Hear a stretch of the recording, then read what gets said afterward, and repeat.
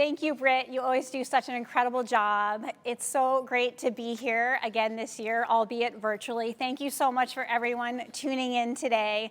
It's such an honor to be here. Very excited to present the residential forecast for 2021. So one of the positive things that came out of 2020 and COVID was the booming real estate market we saw in Maine in 2020. When I was here last year, well, not here, but when I was at the Holiday Inn by the Bay last year, I made some predictions for 2020. And let's take a look at how I fared. I predicted conservatively that prices would go up 3 to 5%. And they did go up, but they went out dramatically. And we're going to get into that in just a couple more slides. I also talked about battling for homes in the spring. Well, in fact, in the spring, we were a little bit on a pause. We saw that battling into the summer and into the fall, and frankly, even to right now. So that really continued. We talked about low inventory, incredibly historic low inventory.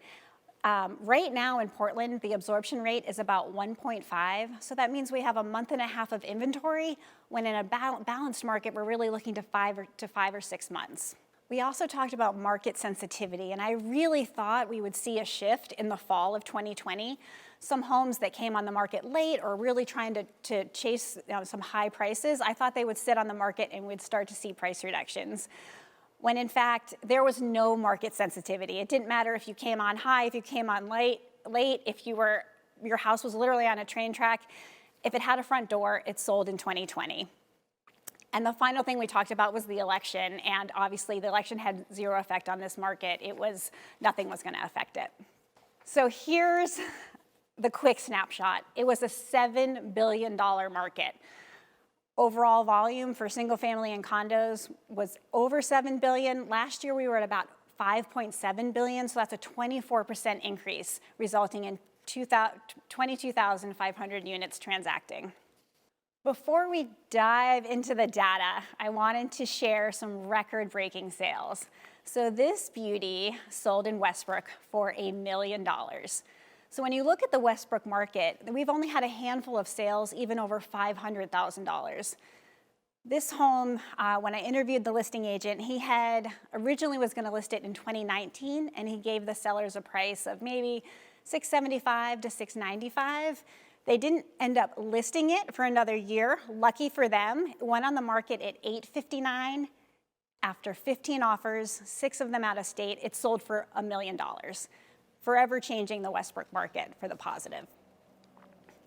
And this was the most expensive spec home ever to sell in Maine. Builders took a risk and started building the $6 million home on the waterfront in Kennebunkport. They were able to procure a buyer while they were building it, an out-of-state buyer from Maryland, and it sold for full ask. So here's the big story. Home prices in Maine increased 13.8%. This is the largest yearly increase we've seen in at least 20 years, if not ever.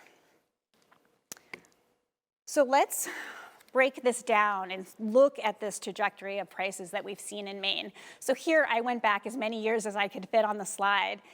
And you can see the gray is the actual prices, and the orange line represents the price increase or decrease year over year. So here we are with our record-breaking increase. And then you can see back in the early 2000s, we also had that peak increase. It was 12% for 3 years in a row. So we now have been blowing past that. What's interesting is if you look at the zero, so that's anything below that is years that prices went down. In the last 20 years, they've only actually went down 3 years. The rest of the time, they just weren't increasing as much. So people always ask me, is it a good time to buy? And so when you look at this, it depends on when you're gonna sell it. In the last 20 years, home prices in Maine have gone up 100%. In the last 10 years, they've gone up 54%. Even if we look at the decade between 2001 and 2011, with a housing crash in the middle of it, they still went up 33%. So the answer to that is, if you plan to hold it, it's always a good time to buy. Here, I took that same data and just looked a little closer at the last 5 years. This is inverse, so the gray now is the increase, and the orange line is the prices. And you can see the nice gains, healthy between 5 and 7% annually. And you can see now the really dramatic results that we saw this year at 14%.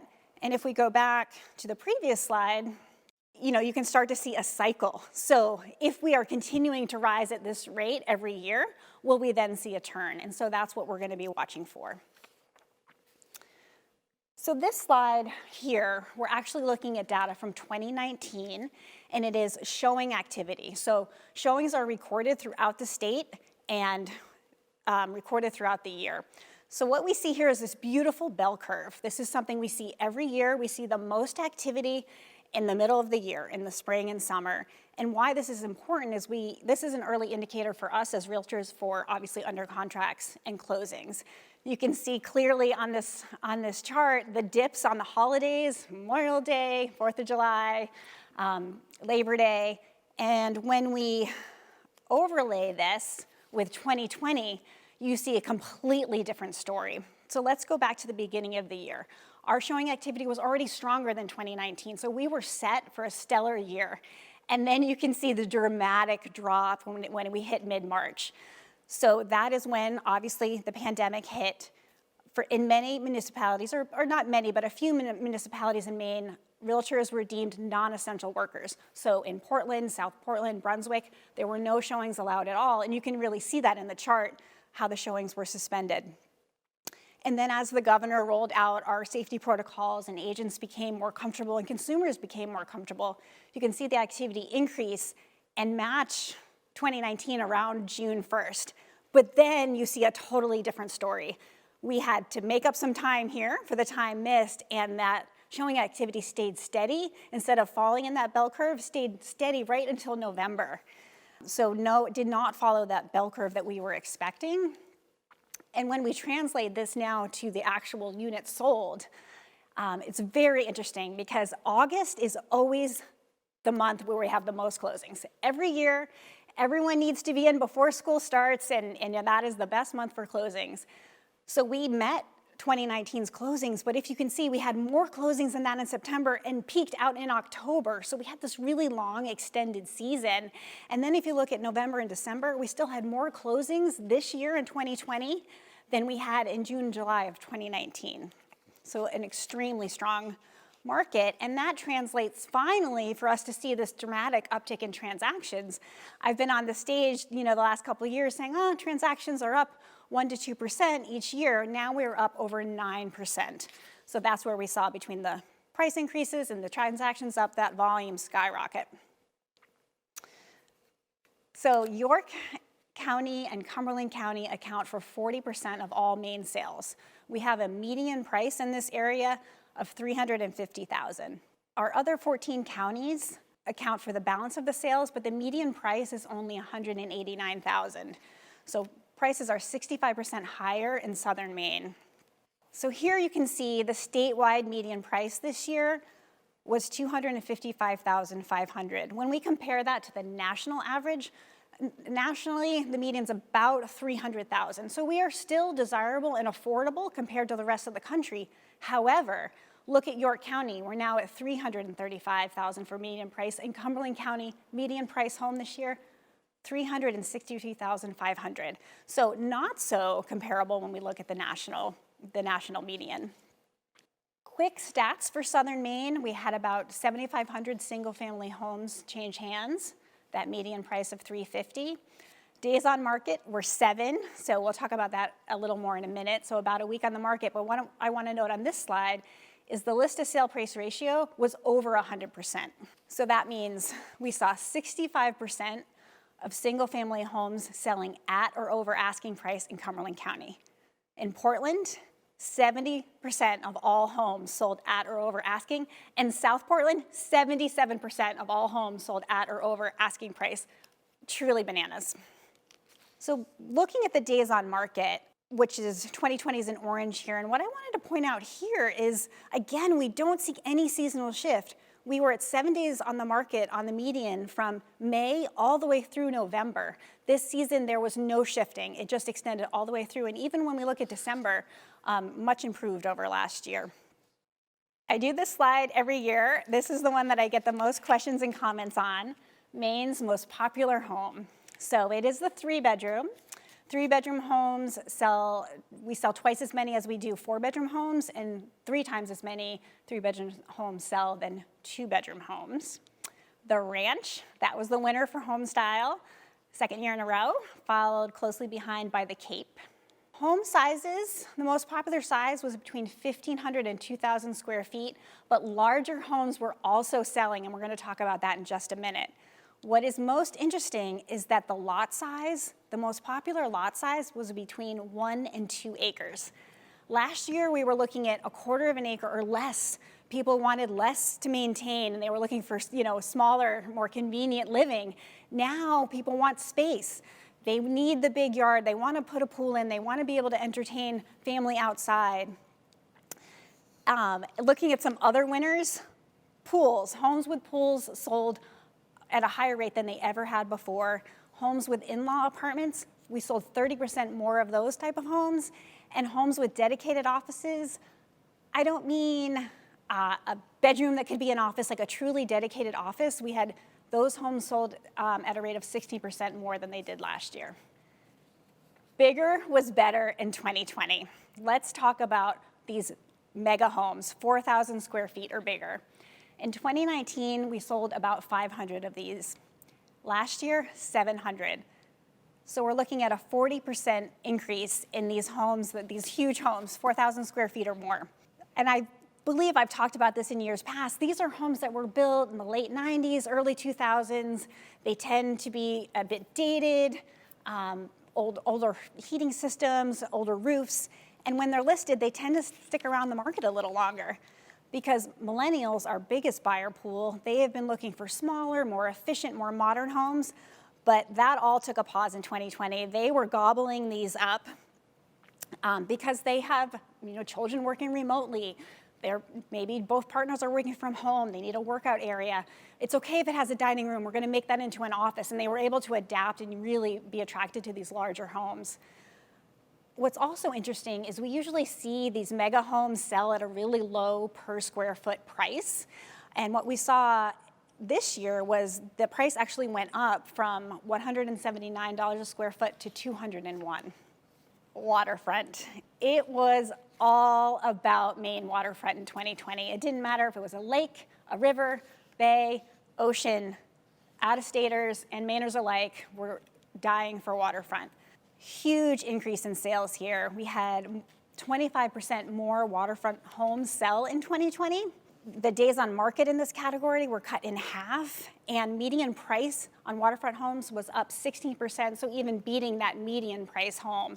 We saw a similar phenomena with ski condos. You can see people were looking to spend their money for recreation because they weren't traveling and they were looking to be somewhere, with their families that was safe. The other winner, maybe the biggest winner, was the luxury market. This has been a market that has been stagnant for years, did not recover as well as the median price homes did or as quickly. So homes that were listed at $1 million or more, we saw an 81% growth in this market, completely turned it upside down. So then I geeked out a little bit and I cross-referenced waterfront homes that sold over $1 million. And this is what I discovered. We have had 100% growth in this category over the last 2 years. So this waterfront $1 million home market was actually growing last year faster than the regular luxury market. So I think this is a safe bet. There's only so much waterfront in Maine, and it's always going to be desirable. So I think this is a solid investment. I know it's on my bucket list. So let's talk out-of-state buyers, the ones that are buying all these properties. 1/3 of all buyers were from away in 2020. We typically see 25%, about 1 in 4. And 1 out of every 10 buyers in 2020 was from Massachusetts. So what this meant for realtors was they had to get really comfortable really fast with sight unseen offers. These folks weren't necessarily traveling to Maine. With all the restrictions to see the homes, they were doing it remotely. So realtors had to become very comfortable with interactive 3D tours, with FaceTime showings, make sure they have drone footage on all of their listings. And they spend a lot of time Zooming with their clients on Google Earth and showing them, hey, this is where the schools are. Here's the beaches. Ooh, there's that train track. And so they could really feel not only what the house represented, but the community as well. These out-of-staters, they were winning bids over the locals because they were able to pay all cash and they were comfortable waiving contingencies, in building inspections, appraisals, and the like. It really was a bit wild. The big question is, though, how long are these folks going to stay in Maine? Will their salaries be adjusted to the Maine cost of living, or will they continue to be compensated by the state where their companies are headquartered?